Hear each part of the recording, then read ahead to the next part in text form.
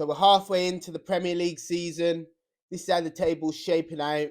The three newly promoted clubs make up the bottom three despite Everton's 10-point deduction. They're outside the relegation zone, although Luton do have a game in hand against an informed Bournemouth. Everton, of course, they'd be mid-table comfortably if they didn't have their points deducted. Top four, shock is Villa in there for me, but the rest, as you'd expect, although not quite the order. Tottenham in that magic fifth spot at the minute, which could be enough for Champions League, although as things stand, it won't be.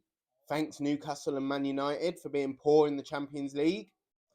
This is how I predicted it. The top three I've got right so far, apart from the order's not, but I hope it stays the order it is for my team's sake. Newcastle had a feeling they'd fall off, and Villa I had a feeling they'd have a good season, but a good season for me was just finishing around 7th again. Could both still happen. United have been poor, but for all their struggles, they could have a second half climb and still get 4th, to be honest. Wouldn't shock me. Brighton, exactly where I thought. Tottenham doing a lot better than I thought. Brentford, if it weren't for the injuries, would be around 10th. They're doing average. West Ham, been a shock. They're really pushing. Bottom three. As I expected, apart from I do apologise to Wolves. Didn't think you'd have the goals in you, but you do. So Burnley drop into it. I did have them to be struggling. So not miles off it. The cup predictions are still on.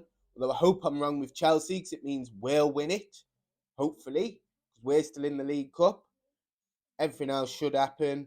De Bruyne, Player of the Year, probably not going to happen because of his injuries unless he comes back and storms them to the title, which I hope he doesn't do.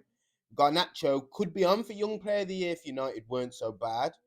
Not a bad shout. And I did shout out Cole Palmer and say Garnacho or Cole Palmer. Cole Palmer's been outstanding. I can pull the videos up if you want. I said De Bruyne or Rodri.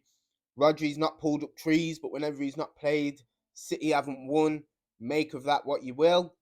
And let me know what you think is going to happen in the second half of the season. Will Liverpool stay on top, or will the City train run them over? Come on, the Reds.